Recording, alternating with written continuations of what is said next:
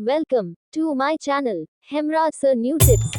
प्रश्नावली 7.2 का पहला सवाल है, क्रय विक्रय के निम्न सौदों में हानि या लाभ ज्ञात कीजिए। प्रत्येक दशा में प्रतिशत हानि या प्रतिशत लाभ भी ज्ञात कीजिए। अब हमारे पास पहले सवाल का ए है, बगीचे में काम आने वाली कैंची 250 रुपये में खरीदी गई तथा 325 रुपये में बेची गई। अब हमारे पास इस सौदे में देखो 250 में खरीदी और 325 में बेची, तो हमारे पास यहाँ पे लाभ हो रहा है, प्रॉफिट हो रहा है। तो इस सवाल को हम कैसे करेंगे? खरीदने को कहते हैं क्रय मूल्य और बेचने को कहते हैं विक्रय मूल्य। तो हम इसको कैसे लिखेंगे? खरीदने वाले रेट को क्रय मूल्य, कितने रुपए? 250 रुपये में खरीदी। और बेचने वाला रेट कौन सा है? विक्रय मूल्य। तो कितने रुपए में बेची उसने? 325 रुपये में। उसने इस सौदे में लाभ हुआ क्योंकि कम में खरीद रहा है और ज़्यादा में बेच रहा है। जब भी हम किसी सौदे को कम में खरीदते हैं और ज़्यादा में बेचते हैं तो वहाँ पर हमें क्या होता है? लाभ होता है। तो हम लाभ का सूत्र लिखेंगे। अब हमारे पास लाभ निकालने का सूत्र है, लाभ बराबर विक्रय मूल्य बराबर क्रय मूल्य। हम कैसे निकालेंगे लाभ? जो विक्रय मूल्य है उसमें से क्रय मूल्य को घटा देंगे। तो हमारे पास देखो क्रय मूल्य और विक्रय मूल्य दोनों दिए हुए हैं। तो सबसे पहले हमारे पास विक्रय मूल्य कितना है? 325 और इसमें से घटाने हैं हमें क्रय मूल्य। क्रय मूल्य कितना है? 250। जब हम 325 में से 250 रुपये घटाएंगे तो हमारे पास कितने आएंगे? 75 रुपये। तो 75 रुपये हमारे पास क्या हो गया? लाभ हो गया ये, ठीक है। अब हम इसको क्या निकालेंगे? लाभ प्रतिशत। और लाभ प्रतिशत निकालने के लिए हमारे पास सूत्र है लाभ प्रतिशत बराबर लाभ बटा में क्रय मूल्य गुणा में 100 बाद में प्रतिशत। तो हम किसका सूत्र बता रहे हैं आपको? लाभ प्रतिशत निकालने का सूत्र है हमारे पास लाभ प्रतिशत बराबर लाभ बटा में क्रय मूल्य गुणा में 100 और ब्रैकेट के बाहर प्रतिशत। इस सूत्र से हम क्या निकालेंगे? लाभ प्रतिशत। तो हम इस सूत्र के अनुसार सारी चीज़ें लिखेंगे। देखो, सबसे पहले हम यहाँ पे लिखेंगे लाभ प्रतिशत, ठीक है, लाभ प्रतिशत। अब हमारे लाभ प्रतिशत में सूत्र के अनुसार सबसे ऊपर क्या आएगा? लाभ है। लाभ हमारे पास कितने रुपए का है? 75। तो इसको हम ऊपर लिख देंगे। और नीचे क्या है? क्रय मूल्य। और क्रय मूल्य आपको पता है हमारे पास क्रय मूल्य 250 रुपये। तो इसको 250 को हम नीचे लिख देंगे। उसके बाद हमारे पास सूत्र में क्या है? गुणा। और उसके बाद में क्या है? 100। और फिर उसके बाद है ब्रैकेट बंद और बाहर है प्रतिशत, ठीक है। अब इसको आगे हम सोल्व करेंगे। हमारे पास लाभ प्रतिशत निकाल रहे हैं तो हमारे पास 75 बटा में 250 है गुणा में 100। अब देखो 0 से 0 कट गई। अब हमारे पास नीचे कितने बचे? 25। यहाँ पे बचे 10। अब हम क्या करेंगे? 25 का भाग लगाएंगे 75 में। तो 25 से कम 25 और 25 75, 3 बार कट गया। और इधर कितने? 10 है हमारे पास। तो ऊपर कितने बचे? हमारे पास 3 और इधर कितने हैं? गुणा और यहाँ बचे 10 और नीचे कुछ नहीं बचा, हमारे पास 1 है। तो हमारे पास 3 और 10 का गुणा करेंगे तो 10 तिया 30 और भार क्या है? प्रतिशत है, इसको हम प्रतिशत लगा देंगे। तो हमारे पास लाभ प्रतिशत कितना आ गया? 30%। अब हमारे पास सवाल है पहले का बी सवाल, एक रेफ्रिजरेटर 12,000 रुपये में खरीदा गया और 13,500 में बेचा गया। तो हमारे पास देखो इस सौदे में भी लाभ हो रहा है। 12,000 में खरीदा और 13,500 में बेचा है। तो इस सौदे में क्या हो रहा है? लाभ हो रहा है। तो हम इस सवाल को हम कैसे करेंगे? हमारे पास क्रय मूल्य कितना है? 12,000 रुपये। यहाँ लिख देंगे क्रय मूल्य बराबर 12,000 रुपये और हमारा विक्रय मूल्य कितना है? 13,500। ये हमारा विक्रय मूल्य है। अब देखो क्रय मूल्य कम है और विक्रय मूल्य ज़्यादा है तो हमें क्या होगा? लाभ होगा। जब भी हमारा विक्रय मूल्य अधिक हो, क्रय मूल्य कम हो तो हमारा लाभ होता है। तो लाभ कितने रुपए का होगा? तो लाभ निकालने का हमने सूत्र बताया था आपको। लाभ निकालने का सूत्र है लाभ बराबर विक्रय मूल्य माइनस क्रय मूल्य। तो इस सूत्र से हम क्या निकालेंगे? लाभ निकालेंगे। तो विक्रय मूल्य कौन सा है? 13,500 माइनस क्रय मूल्य। अब क्रय मूल्य कितना है? 12,000, ठीक है। तो इस सूत्र के अनुसार हम लाभ निकालेंगे। तो 13,500 में से और 12,000 हम घटाएंगे तो हमारे पास कितना आ जाएगा? यहाँ पे लाभ ये आ जाएगा हमारे पास 1,500 रुपये। 1,500 रुपये क्या हो गया? हमारे पास लाभ हो गया। अब हमें क्या निकालना है? इसका लाभ प्रतिशत निकालना है। और लाभ प्रतिशत का सूत्र होता है लाभ प्रतिशत बराबर लाभ बटा में क्रय मूल्य गुणा में 100 और ब्रैकेट बाहर प्रतिशत। इस तरह से इस सूत्र से हम क्या निकालेंगे? लाभ प्रतिशत निकालेंगे। लाभ प्रतिशत के लिए सबसे पहले हम क्या लिखेंगे? लाभ हमारा कितने रुपए का है? लाभ लिख देंगे 1,500 रुपये, ठीक है। 1500 रुपये का लाभ है। और नीचे क्या लिखेंगे, क्रय मूल्य, और क्रय मूल्य हमारा कितना है, क्रय मूल्य हमारा ये रहा 12,000, नीचे लिख देंगे 12,000। उसके बाद हमारा क्या है, गुणा में 100, अब हम कर देंगे गुणा 100, और हम इसको ब्रैकेट को कर देंगे बंद, और बाहर क्या है, प्रतिशत का निशान। इस तरह से इस सवाल को हम आगे करेंगे। अब हमारे पास देखो आगे करेंगे तो 1500 ऊपर है, नीचे 12,000 है, इधर है 100, तो हमारे पास देखो ये 2 जीरो से 2 जीरो कट गई, और अब ऊपर कितनी जीरो, 2, इधर कितनी जीरो बची, 1 जीरो और बची, तो 1 जीरो को 1 जीरो से काट दिया। अब ऊपर कितने बचे 150, नीचे कितने बचे 12, तो हम इसको नीचे लिख लेते हैं 12 और ऊपर कितने हैं 150, ठीक है, और ब्रैकेट बंद, और ये प्रतिशत। अब हम क्या करेंगे, 150 में 12 का भाग लगाएंगे, ठीक है। आपको पता है भाग कैसे दिया जाता है, मैं आपको भाग करके बता रहा हूँ। 150 में 12 का भाग लगाएंगे, ठीक है। तो 12 का पाड़ा आपको याद होना चाहिए भाग लगाने के लिए, तो 12 का हम 15 में भाग देंगे, तो 12 एक कम 12, और यहाँ पे आगे 12, और 15 में से 12 गए तो बचेंगे हमारे पास 3, और अगली संख्या हमारे पास 0 है, हमें अगली संख्या उतार दी, ये बन गए 30। अब 12 का हम 30 में भाग लगाएंगे, 12 के हम 12, 12 दूनी 24, और यहाँ पे आगे 24, और 30 में से 24 गए तो कितने बचते हैं 6। अब हम क्या करेंगे, यहाँ पॉइंट रख करके 0 उतार लेंगे, ठीक है, 0 उतार ली। अब 12 का भाग हम 60 में लगाएंगे, तो 12 पंजे कितने होते हैं 60, यह हमारे 60 पूरी बार भाग चला गया, और हमारे कितने उत्तर आ गए 12.5%। तो हम यहाँ लिख देंगे, इसका उत्तर आ गया 12.5% हमारा लाभ है ये, ठीक है, ये हमारा उत्तर हो गया। अब हमारा अगला सवाल है पहले का सी सवाल। एक अलमारी 2500 रुपये में खरीदी गई और 3,000 रुपये में बेची गई। अब आप देखिए इस सौदे में भी हमें क्या हो रहा है, प्रॉफिट हो रहा है, लाभ हो रहा है, क्योंकि हमें 2500 में खरीदी थी और कितने में बेची, हमें 3,000 रुपये में बेची है, तो यहाँ पे भी हमें क्या हो रहा है, लाभ हो रहा है। इस सवाल को हम आगे करेंगे। इस सवाल में हमारे पास क्रय मूल्य कितना है 2500 रुपये, और विक्रय मूल्य कितना है 3,000 रुपये। इस सौदे में भी हमें लाभ हो रहा है, और लाभ कैसे निकालते हैं आपको पता है सूत्र, लाभ निकालने का सूत्र है विक्रय मूल्य में से क्रय मूल्य घटाते हैं, ठीक है। तो विक्रय मूल्य कितना है हमारे पास 3,000 रुपये, और माइनस क्रय मूल्य कितना है 2500 रुपये, तो इसको हम घटाएंगे, 3,000 में से 2500 घटाएंगे तो हमारे पास आएंगे 500 रुपये। 500 रुपये क्या हो गया, हमारा लाभ हो गया। और लाभ निकालेंगे तो लाभ का आपको पता है सूत्र क्या है, लाभ का सूत्र हमारे पास ये रहा, लाभ निकालने का सूत्र है लाभ प्रतिशत बराबर लाभ बटा में क्रय मूल्य गुणा में 100, और ब्रैकेट बंद और प्रतिशत। तो अब हम लाभ निकालेंगे, तो सबसे पहले लाभ कितने रुपए का था 500 रुपये का, तो या इसको सबसे ऊपर लिखेंगे 500 बटा में नीचे क्या लिखेंगे क्रय मूल्य। क्रय मूल्य कितना है हमारा इस सवाल में 2500 रुपये, तो यहाँ पे हम लिख देंगे क्रय मूल्य 2500, और उसके बाद क्या है सवाल में गुणा 100, उसके बाद हम सूत्र में लगा देते हैं सूत्र के अनुसार 100, और ब्रैकेट को बंद कर देते हैं, और बाहर में किसका निशान है ये प्रतिशत का, ठीक है। अब हम इसको आगे करते हैं बराबर, देखो इसमें 2 जीरो है और इसमें भी 2 जीरो है, तो 2 जीरो से ये 2 जीरो कट गई। अब हमारे नीचे 25 बचे, ऊपर कितने बचे 500। अब हम क्या करेंगे 25 का 500 में भाग लगाएंगे, और भाग की प्रक्रिया हम आपको यहाँ पे बता रहे हैं।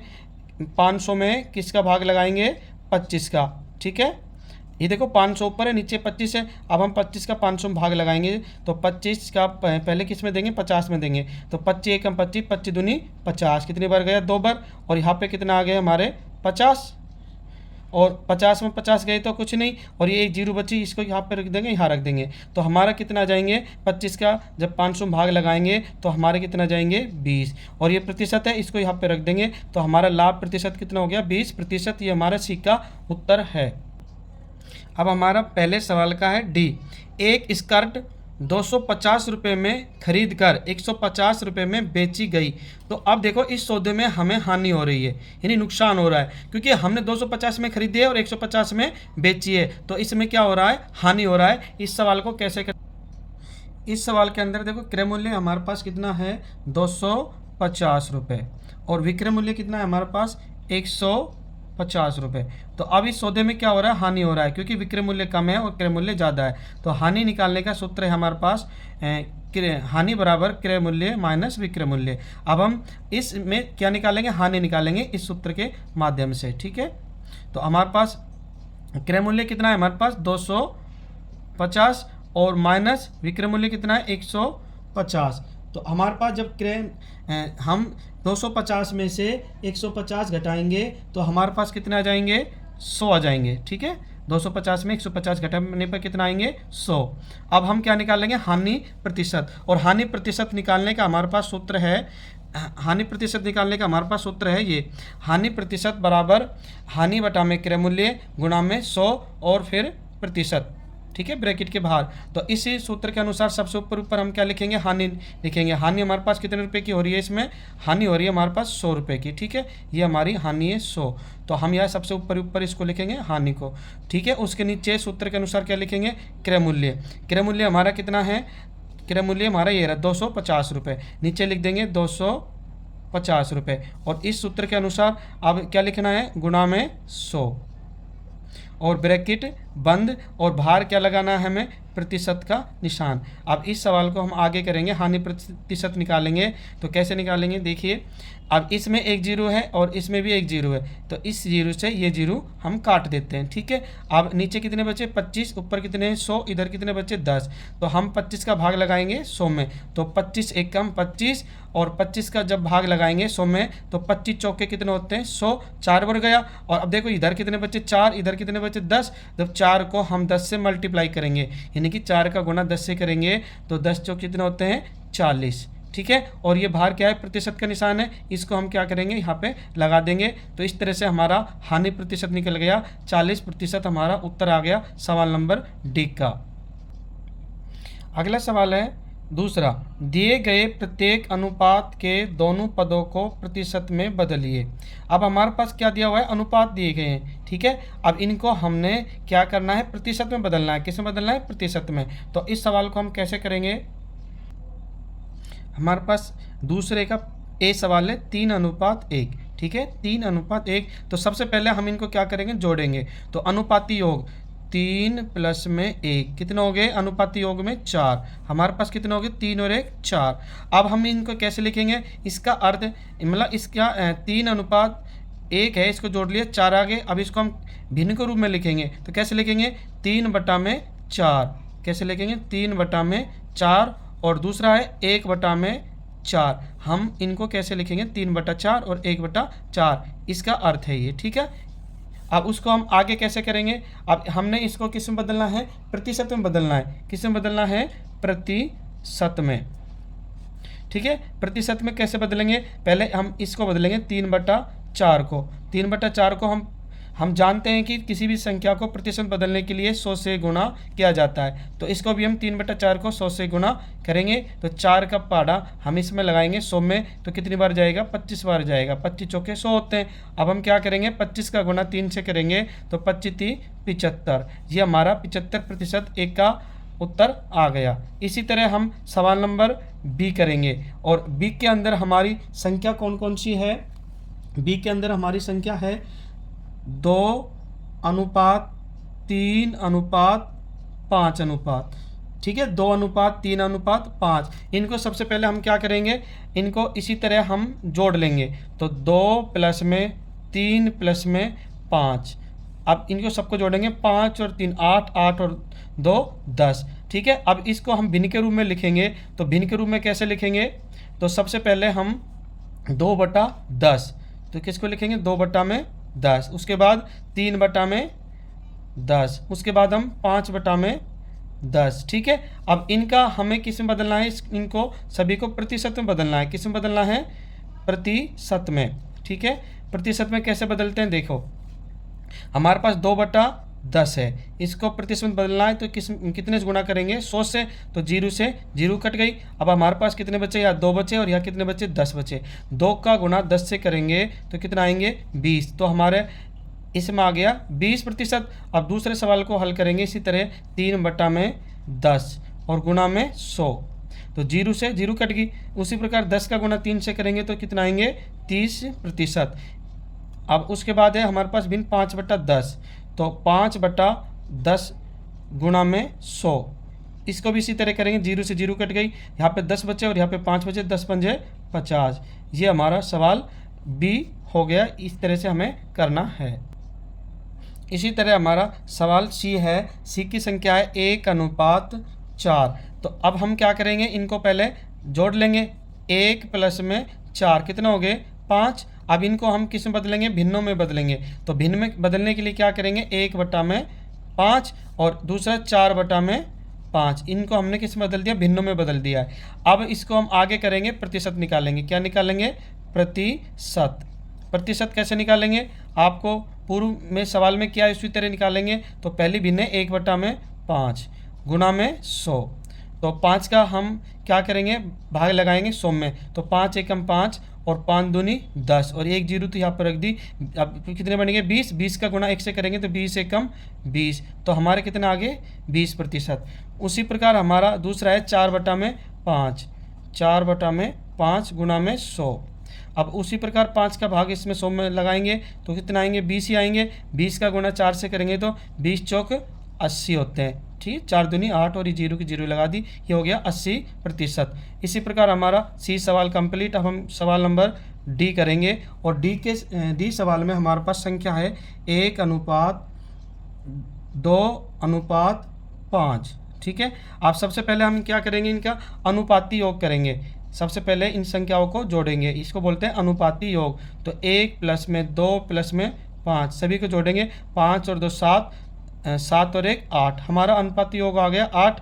और इसके हम अब क्या निकालेंगे, अब भिन्न बनाएंगे। ठीक है, भिन्न कैसे बनाएंगे, अब 1 है, ये इधर टोटल कितने हैं 8, तो भिन्न बन जाएगी 1/8।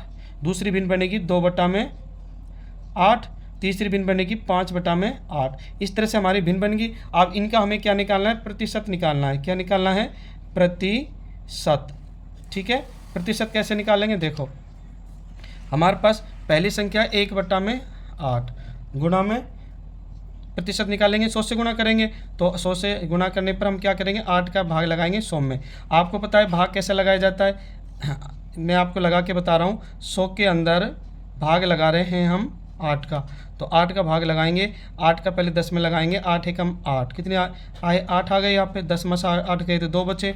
अगली संख्या है जो हमारे पास 0 है। अब 8 का भाग किस में लगाएंगे, 20 में। 8 एकम 8, 8 दूनी 16। अब कितना आ गए यहाँ पे 16। 20 में 16 गए तो 4 बचे। अब हम क्या करेंगे, पॉइंट रख करके यहाँ पे 0 ले लेंगे। तो 8 पंजे 40। ठीक है, 40 में पूरी बार चला गया और हमारे क्या आगे 12.5% उत्तर आ गए इसके। ठीक है, तो ये सोल्व करने पे कितना आया हमारे 12.5%। ठीक है, अब हम उसके बाद दूसरा सोल्व करेंगे। हमारा दूसरा है 2/8 गुणा में 100। ठीक है, अब हम इसको कैसे करेंगे, पहले इसको 2 से काटेंगे। 2 एकम 2 और 2 चौके 8, कितना आगे नीचे 4 आगे। अब 4 का भाग इसमें लगाएंगे 100 में तो कितने जाएंगे, 4 एकम 4, 4 दूनी 8, कितने बचे। 10 में से 8 गए तो 2 बचे, यहाँ 2 रख दिए 0 से पहले तो कितने 20 हो गए। तो 20 में हम जब 4 का लगाएंगे 4 पंजे 20, यानी कि 4 का जब 100 में भाग लगाते हैं कितना आते हैं 25, क्योंकि 25 चौके 100 होते हैं। और 25 का गुणा किससे करेंगे, 1 से करेंगे तो 25 एकम 25, ये हमारे प्रतिशत आ गए दूसरे का। अब उसके बाद हमारे पास अगला भिन्न है 5/8। इसको कैसे करेंगे, यहाँ लिखेंगे 5/8 गुणा में 100। अब उसी प्रकार इसको भी करेंगे। अब हमारे पास आपको पता है ये 5 का गुणा जब 100 से करेंगे कितना जाएंगे 500, और 500 में भाग लगाएंगे 8 का। तो हम यहाँ पे भाग लगा के बता रहे हैं आपको। 100 का गुणा 5 से किया तो कितना आ गया 500, और 500 में भाग लगा रहे हैं 8 का। ठीक है, तो 8 एकम 8, 8 का हम 50 में लगाएंगे पहले।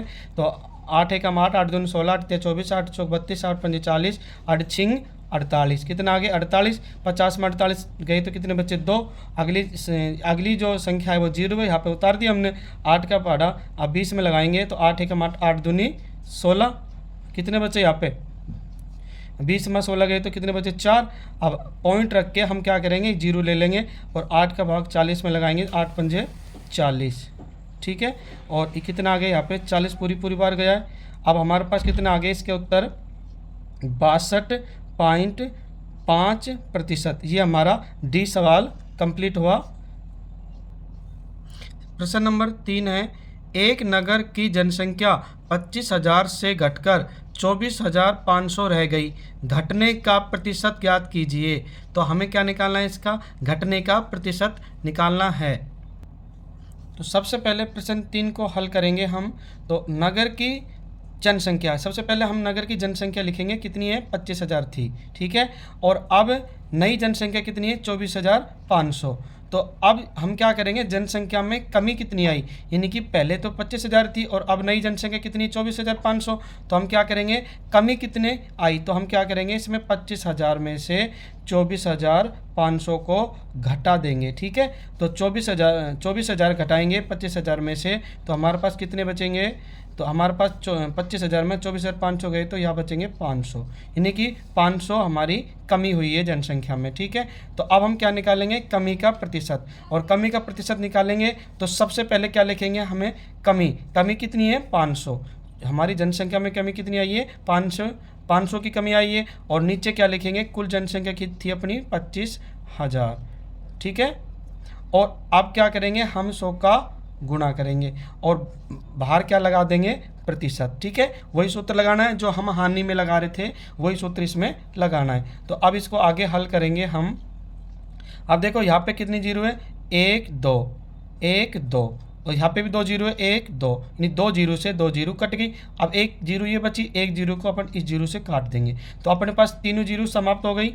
और इधर देखो 50 बचे हैं और इधर कितने बचे हैं 25 बचे हैं। तो 25 का जब 50 में भाग लगाएंगे तो आपको पता है 25 से कम 25, 25 दूनी 50, कितना आए 2।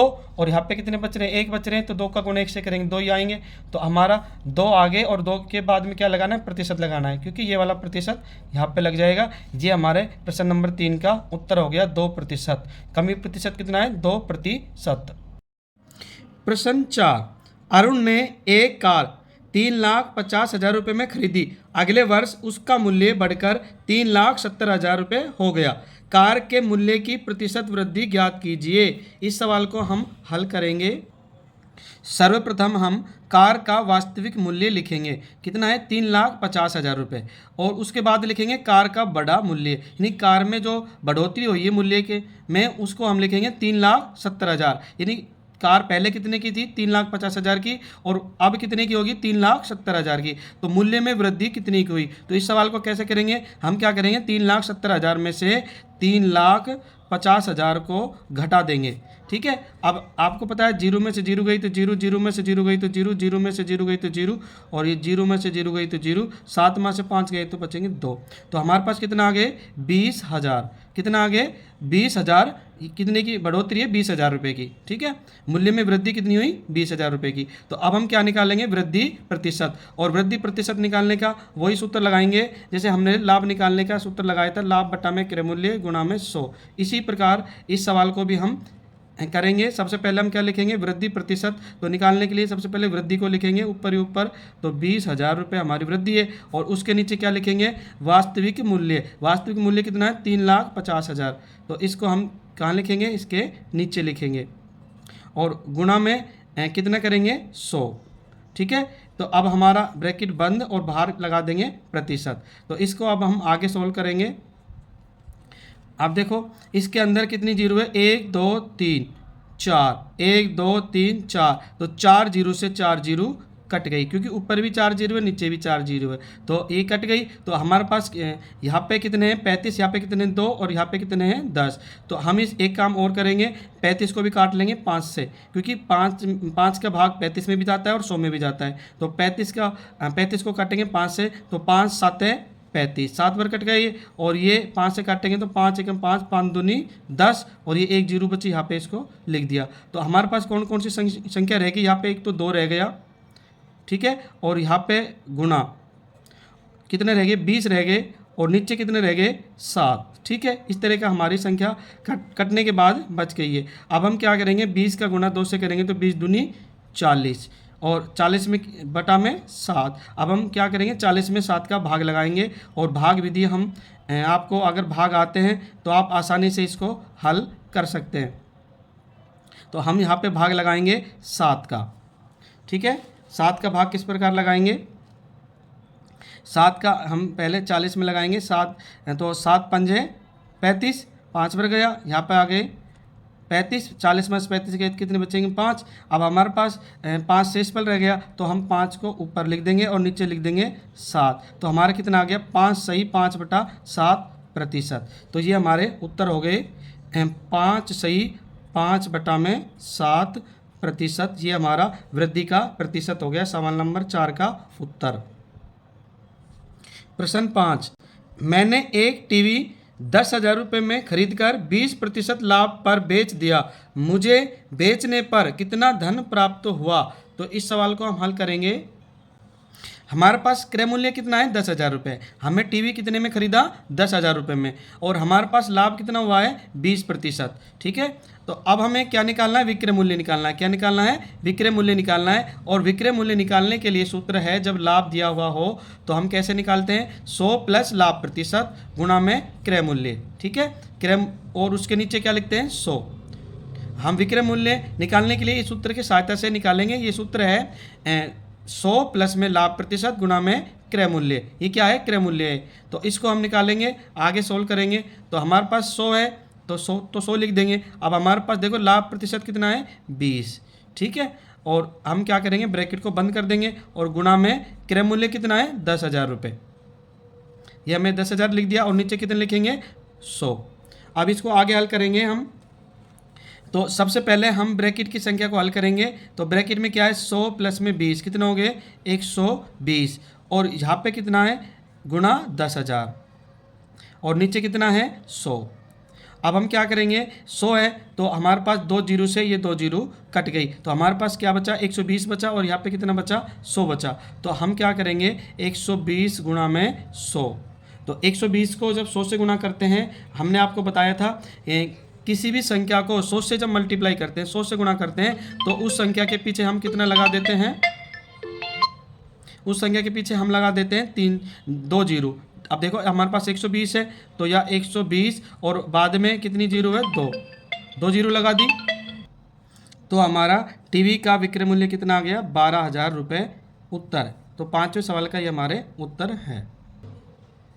प्रश्न 6, जूही एक वॉशिंग मशीन 13,500 रुपये में बेचने पर 20% की हानि उठाती है, उसने वह मशीन कितने में खरीदी? ठीक है, इस सवाल को कैसे करेंगे? सर्वप्रथम हम वॉशिंग मशीन का विक्रय मूल्य लिखेंगे। कितना है? 13,500 रुपये, और उस पर हानि कितनी हो रही है? 20%।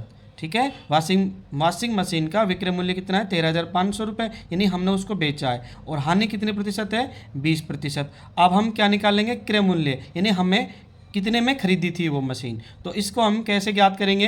क्रय मूल्य का हमारे पास सूत्र है 100 गुणा विक्रय मूल्य बटा में 100 माइनस हानि प्रतिशत। इस सूत्र की मदद से हम इस सवाल को हल करेंगे। तो सबसे पहले हमारे पास क्या है? सूत्र के अनुसार 100 हमने लिख दिया, और गुणा में विक्रय मूल्य हमारा कितना दे रखा है? 13,500। इसको हम इस तरह से लिख देंगे, और नीचे कितने हैं? 100, और माइनस अब क्या है? हानि।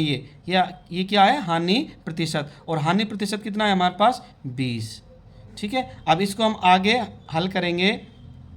तो हम सबसे पहले इस जो माइनस है 20 उसको घटा देंगे 100 में से। तो 100 ऊपर 100 है, और इसको ऐसा कैसा पहले लिख देंगे, और इधर कितना है? 13,500। ठीक है, और नीचे कितने हैं? 100 में से 20 गए तो कितने बचेंगे? 80 बचेंगे। अब इस सवाल को हम आगे करेंगे। अब हमारे पास देखो नीचे 80 है, तो 80 में कितनी जीरो है? 1 जीरो। तो हम क्या करेंगे? 1 जीरो इधर से इसको काट देंगे। अब हमारे पास संख्या क्या आ गई? यहाँ पे 10 है और यहाँ पे 13,500 है। तो हम क्या करेंगे? 13,500 को जब 10 से गुणा करेंगे, तो आपको पता है मैंने बताया था किसी भी संख्या का 10 से गुणा करते हैं तो उस संख्या के अंदर 1 जीरो बढ़ा देते हैं। तो 13,500 है तो इसके अंदर हम 1 जीरो बढ़ा देंगे 13,500, और इसके माँ 1 जीरो और बढ़ा दी 10 से गुणा करने पर। तो ये कितना हो गए? 1,35,000, और इसमें हम किसका भाग लगाएंगे? 8 का। तो हमें आपको पता है कि 8 का भाग कैसे लगाया जाता है 1,35,000 में, वो हम आपको करके बता रहे हैं। 1,35,000, ठीक है, 1,35,000 में भाग लगा रहे हैं हम 8 का। ठीक है, तो 8 का सबसे पहले हम किस में लगाएंगे? 8 का भाग लगाएंगे 13 में, तो कितनी बार जाएगा? 1 बार। तो यहाँ पे कितना आ गया हमारे? 8। अब 13 में से 8 गए तो 13 में से 8 गए तो बचेंगे हमारे पास 5। अगली संख्या कौन सी है? 5, क्योंकि कितना हो गया? 55। अब हम 8 का भाग किस में लगाएंगे? 55 में लगाएंगे। तो 8 छिंग 48, कितनी बार गया? 6 बार। और यहाँ पे कितना आ गए? 48। 8 छिंग 48 होते हैं, 55 में से 48 को घटा देंगे तो हमारे पास कितना बचेगा? देखो ये 5 में से, अब एक घटा के बता रहे हैं आपको, 5 में से 8 नहीं जाएगा, इधर से 80 ले ली, 15 में से 8 गए तो कितने बचेंगे? 7 बचेंगे। ठीक है, अब अगली जो संख्या है हमारे पास क्या है? 0 है। इस 0 को हम यहाँ पे तार देंगे। अब 8 का भाग हम किस में लगाएंगे? 70 में लगाएंगे। तो 8 का भाग 70 में लगाएंगे तो कितनी बार जाएगा? 8 बार। 8 उठी 64, तो कितनी बार गया? 8 बार। और 8 उठी कितने होते हैं? 64। और 70 में से 64 घटाएंगे तो हमारे पास कितने बचेंगे? 6 बचेंगे। ठीक है, अब अगली संख्या कौन सी? 0, तो इसको हम यहाँ पे तार देते हैं। तो 8 का भाग किस में लगाएंगे? 60 में लगाएंगे। तो 8 का भाग जब 60 में लगाएंगे तो कितनी बार जाएगा? 8 2 7 56, तो कितनी बार गया? 7 बार। और यहाँ पे कितना आ गए? 56। और 60 में 56 गए तो कितने बचेंगे? 4। अब हम अगली जो संख्या है वो हमारे पास कितनी? 0 है, इसको हम यहाँ पे तार देंगे। ठीक है, अब हम 8 का भाग 40 में लगाएंगे, कितनी बार जाएगा? 8 पंजे 40, और यहाँ पे कितने लिख देंगे? 40। और 40 में पूरी बार भाग चला गया तो हमारे पास कितने उत्तर आ गए? 16,875। तो हमारे इस सवाल के उत्तर कितना है? 16,875। अर्थात इसमें विक्रय मूल्य दिया हुआ है, हानि दी हुई है, तो क्रय मूल्य कितना निकल के आ गया? 16,875। इस मशीन को 16,875 रुपये में खरीदा गया। ये छठे सवाल का हमारा उत्तर है। प्रश्न 7, पहला सवाल, चाक पाउडर में कैल्शियम, कार्बन तथा ऑक्सीजन का अनुपात 10:3:12 होता है। इसमें कार्बन की प्रतिशत मात्रा ज्ञात कीजिए। हमारे पास जो दिया हुआ है वो देखिए, कैल्शियम का अनुपात कितना है हमारे पास? 10, कार्बन का कितना है? 3, और ऑक्सीजन का कितना है? 12। ठीक है, अब हम क्या करेंगे? अनुपातों का योग करेंगे। तो अनुपातों का योग कैसे करेंगे कि अपने पास कैल्शियम का कितना है? 10 प्लस कार्बन का कितना है? 3 प्लस में 12, तीनों को जोड़ देंगे तो हमारे पास योग कितना आएगा? 10 और 3 13, 13 और 12 कितने होते हैं? 25। अनुपातों का योग कितना आ गया हमारे पास? 25। अब हम क्या करेंगे? चाक में कार्बन का भाग निकालेंगे। किसका निकालेंगे? चाक में कार्बन का भाग कितना है। तो कैसे निकालेंगे? हमारे पास अनुपात कितना है कार्बन का? 3, तो सबसे पहले हम 3 लिखेंगे। और कुल कितना है उसका? 25। अनुपातों का योग कितना है? 25। ये हो गया हमारा चाक में कार्बन का भाग 3/25। अब हम क्या करेंगे? कार्बन का प्रतिशत निकालेंगे। कार्बन का प्रतिशत निकालने के लिए सबसे पहले हम क्या करेंगे? 3/25, क्योंकि कार्बन का भाग कितना है? 3/25। अब इसको हम मल्टीप्लाई करेंगे 100 से। अब आपको पता है जब 25 को भाग देते हैं 100 में कितनी बार जाता है? 4 बार। 25 एकम 25, 25 चौके 100। और आपको ये भी पता होगा 3 का गुना जब 4 से करते हैं तो 4 तिया 12, तो क्या हो गया? 12%। हमारा क्या आ गया? ये कार्बन का प्रतिशत, यानी कार्बन का प्रतिशत कितना है? 12%। 7वें का पहले का ये उत्तर हो गया 12%। अब हम सवाल नंबर 2 को हल करेंगे। सवाल नंबर 7वें का दूसरा, चाक की एक छड़ी में यदि कार्बन की मात्रा 3 ग्राम है तब उसका कुल भार कितना होगा? तो इसको हम आगे सॉल्व करेंगे।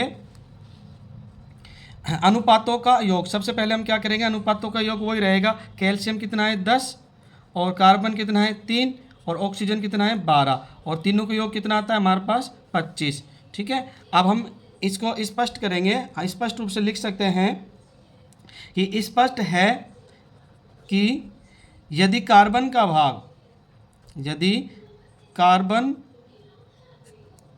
का भार, यदि कार्बन का भार 3 ग्राम होगा,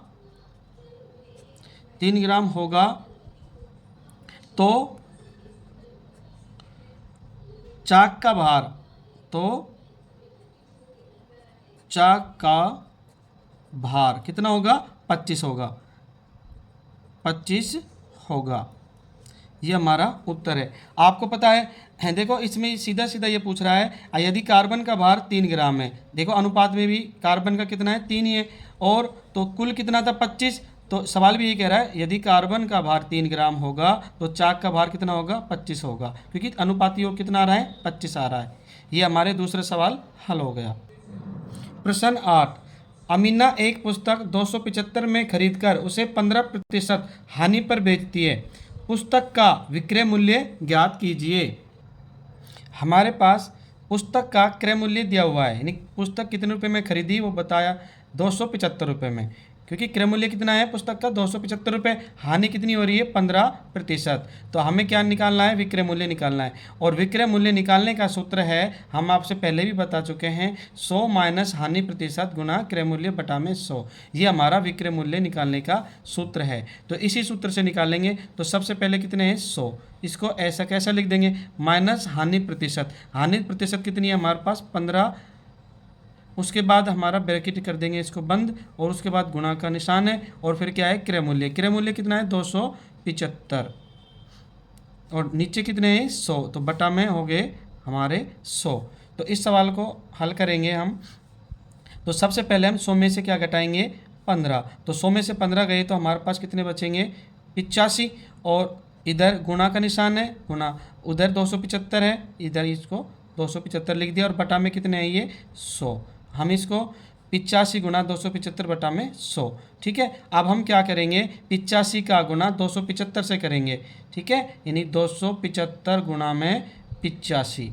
तो इन दोनों का हम मल्टीप्लाई करेंगे, गुना करेंगे, तो हमारे पास कितना आएगा, हमारे पास आएगा 23,375 आएगा। कितना आएगा 23,375।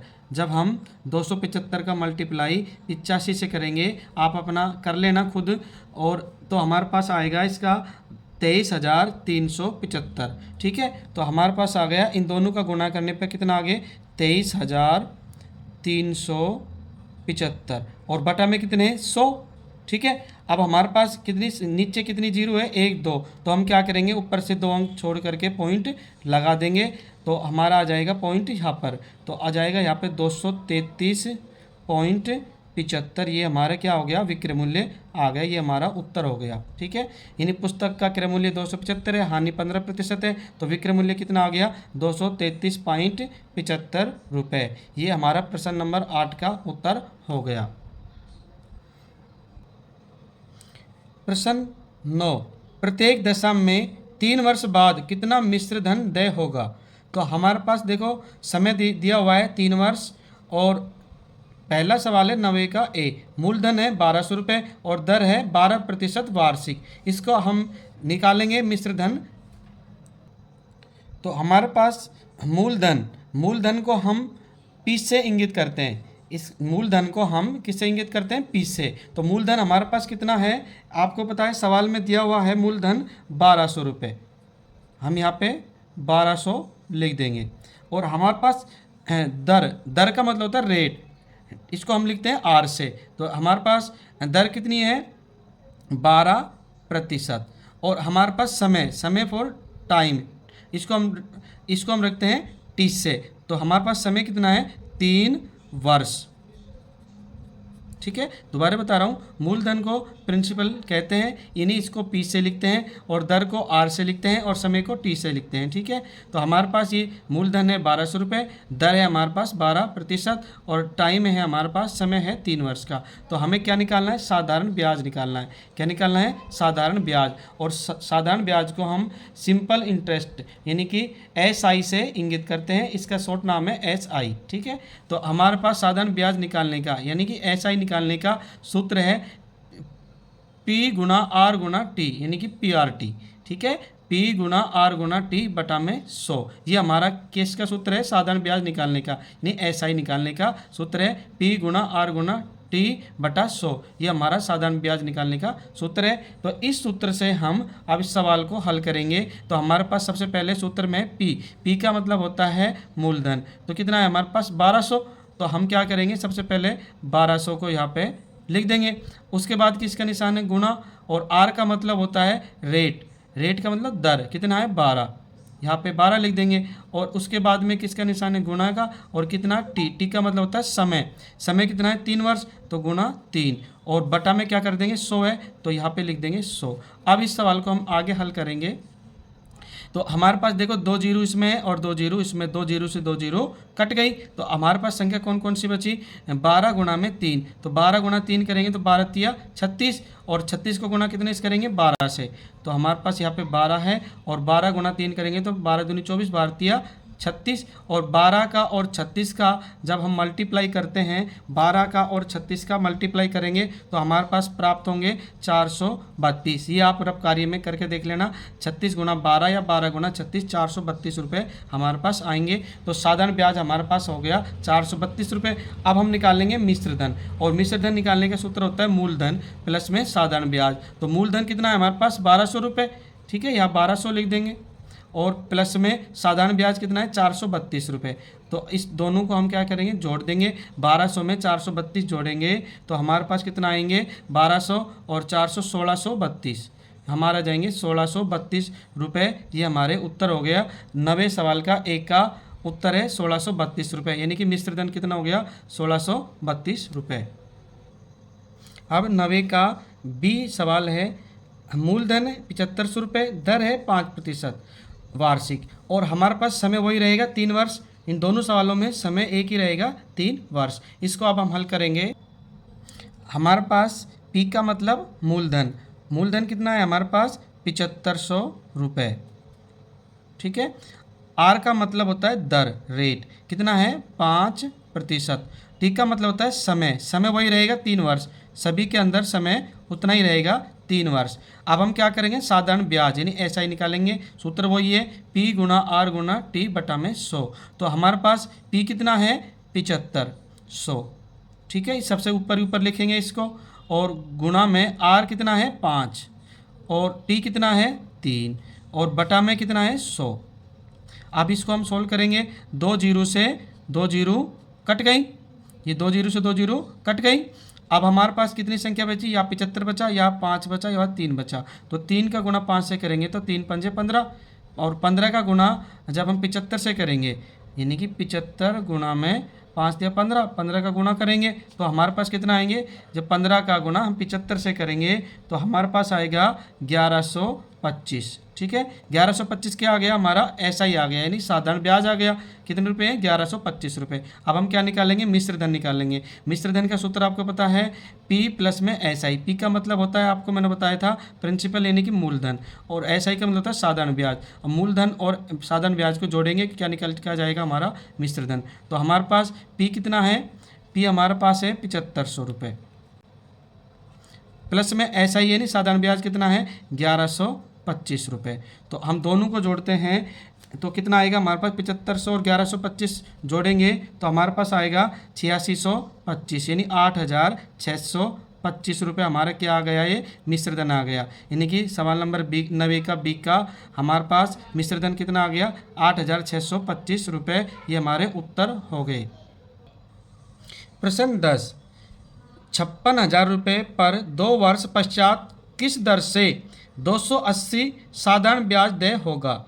तो इस सवाल को हमें हल करना है। प्रश्न हमारे पास P यानी कि प्रिंसिपल कम यानी मूलधन कितना है हमारे पास, 56,000 रुपये। तो हम यहाँ लिख देंगे 56,000 रुपये, ठीक है। P कितना है हमारे पास, 56,000 रुपये, तो हमें यहाँ पे लिख दिया 56,000 रुपये। SI का मतलब होता है साधारण ब्याज, और SI हमारे पास दिया हुआ है, कितना है SI हमारे पास, 280, कितना है, 280, ठीक है। उसके बाद हमारे पास T का मतलब होता है समय, समय कितना है हमारे पास, 2 वर्ष, कितना है समय हमारे पास, 2 वर्ष। अब हम क्या निकालना है इसका, हमें निकालना है इसका दर निकालना है। क्या निकालना है, दर यानी कि रेट। क्या निकालना है हमें इसका दर, दर बोले तो आर, आर को बोले तो रेट, ठीक है। कैसे निकालेंगे, इसका सूत्र है हमारे पास SI गुणा 100 बटा में P गुणा में T, ठीक है। दर निकालने का सूत्र है SI गुणा 100 बटा में P गुणा T, ठीक है। इस सूत्र से हम क्या निकालेंगे, दर निकालेंगे। तो दर कैसे निकालेंगे, इस सूत्र के माध्यम से निकालेंगे। तो एस आई हमारे पास कितना है, एस आई का मतलब होता है साधारण ब्याज, कितना है 280 रुपये। तो सबसे पहले हम क्या लिखेंगे 280, ठीक है। उसके बाद किसका निशान है, गुणा का निशान है, और फिर कितने लिखे हुए हैं 100, तो यहाँ पे हम लिख देंगे 100। और नीचे कितने हैं पी, पी का मतलब होता है प्रिंसिपल अमाउंट, प्रिंसिपल का मतलब होता है मूलधन। तो मूलधन कितने हैं हमारे पास 56,000 रुपये, ठीक है। इसको हम यहाँ पे लिख देंगे 56,000 रुपये, और गुणा में टी का मतलब होता है समय, समय कितना है हमारे पास 2 वर्ष, तो यहाँ पे हम लिख देंगे 2। अब इसको आगे सोल्व करेंगे तो देखो आपको मालूम है नीचे कितनी जीरो है 3, तो हम क्या करेंगे जीरो को पहले जीरो से काटते हैं, एक जीरो से ये एक जीरो कट गई। अब हमारे पास 2 जीरो यहाँ पे रही, 2 जीरो ये रही, ठीक है। ये जीरो 3 जीरो, ऊपर भी 3 जीरो हमें काट दिए, तो हमारे पास कितना बचा 28, इधर बचे 56, इधर बचे 2। तो 28 आपका दुगुना करोगे 28 का, तो 28 एकम 28 और 28 दूनी 56, 2 आ गए। और अब आपको यहाँ पे कितने बचे 2, और इधर भी कितने हैं 2, मतलब 2 गुणा में 2, और ऊपर कितने बचे, कुछ नहीं बचा, 1 बचा है। तो अपन लिख देंगे 1 बटा में 2 का गुणा 2 से करेंगे, 2 दूनी 4, 1/4 क्या आ गया, प्रतिशत हो गया। अब इसको हमने किस में बदलना है, दशमलव भिन्न में बदलना है। तो दशमलव भिन्न में बदलने के लिए हम क्या करेंगे इसको, वैसे हमारा उत्तर ये भी सही है, और इसको हम दशमलव भिन्न में भी बदल सकते हैं। तो कैसे बदलेंगे, हम क्या करेंगे 1 के अंदर 4 का हम भाग लगाएंगे, ठीक है। 4 का भाग किस में लगाएंगे, 1 में लगाएंगे। अब 1 में भाग लगाएंगे 4 का, तो आपको पता है एक कभी इसमें 1 में भाग नहीं जाएगा, तो हम पॉइंट रखेंगे, पहले पॉइंट रख के हम क्या ले लेंगे, एक जीरो ले लेंगे। अब हम 10 में लगाएंगे, 4 एकम 4, 4 दूनी 8, कितने आगे 8 आगे। अब 10 में से 8 गए तो कितने बचेंगे, 2 बचेंगे। और आपको पता है पॉइंट रख रखा है, तो पॉइंट के बाद हम एक जीरो और ले सकते हैं। तो 4 का भाग हम 20 में लगाएंगे, 4 पंजे 20, तो हमारे कितना आगे 20 आगे पूरमपट, तो हमारे क्या आ गया 0.25%। तो ये भी हमारे उत्तर सही है, और हम इसको 0.25% भी लिख सकते हैं, ये हमारा भी उत्तर सही है। तो हमारा 10वें प्रश्न का उत्तर 1/4% भी सही है, और 0.25% भी उत्तर सही है। ये हमारी दर निकल के आ गई है। इस प्रश्नावली का 11वां सवाल है लास्ट। मीना ने 9% वार्षिक दर से 1 वर्ष पश्चात 45 ब्याज के रूप में दिए, उसने कितना धन उधार लिया था। तो हम 11वें सवाल को हल करेंगे। हमारे पास ऐसा यानी साधारण ब्याज दिया हुआ है 45 रुपये, और दर यानी रेट हमारे पास 9% है, और समय यानी टी 1 वर्ष है। तो हमें क्या निकालना है, मूलधन यानी कि प्रिंसिपल अमाउंट निकालना है, यानी पी निकालना है। और मूलधन निकालने का सूत्र है SI गुणा 100 बटा R गुणा टी, यानी कि साधारण ब्याज गुणा 100 दर गुणा समय। इस सूत्र से हम क्या निकालेंगे, इस सूत्र से हम क्या निकालेंगे, मूलधन निकालेंगे, ठीक है। तो आप कैसे निकालेंगे मूलधन, आप सूत्र के हिसाब से हम संख्याओं को लिखते हैं पहले। तो सबसे पहले हमारे पास SI का मतलब होता है साधारण ब्याज, SI कितना है 45, तो सबसे पहले हम क्या लिखेंगे 45, ठीक है। उसके बाद में गुणा का निशान, फिर 100, ये लिख दिया हमने, ठीक है। उसके बाद में R कितनी है हमारे पास 9, उसके बाद में गुणा का निशान है, और फिर टी का मतलब 1 वर्ष, ठीक है। इसको हल करेंगे तो आपको मालूम है 9 का जब हम काटेंगे 45 को, तो 9 एकम 9, और 9 पंजे कितने होते हैं 45। अगर 9 का पाड़ा याद है तो हम काट सकते हैं इसको, 9 एकम 9 और 9 पंजे 45। तो हमारे पास यहाँ 5 बचा, और यहाँ पे कितने बचे 100, और नीचे कितना बचा 1, या इधर भी 1, और 1 का गुणा 1 से करने से 1 ही आएगा, और 1 का किसी संख्या में भाग लगाएगा तो वही संख्या प्राप्त होती है। तो इसलिए 1 का कोई महत्व नहीं है। अब नीचे और 5, यहाँ पे 5 है, इधर कितने 100, तो हम क्या करेंगे 5 गुणा में 100 को गुणा करेंगे, तो 5 का 100 से गुणा करेंगे, कितना आएंगे 500। तो ये 500 क्या हो गया, हमारा मूलधन हो गया, ठीक है। यानी कि 11वें सवाल का उत्तर कितना है 500 रुपये, यानी मूलधन कितना आ गया हमारे 500 रुपये। आपको वीडियो अच्छा लगा तो हमारे channel Hemraj sir new tips को सब्सक्राइब करें, लाइक करें और शेयर करें। धन्यवाद।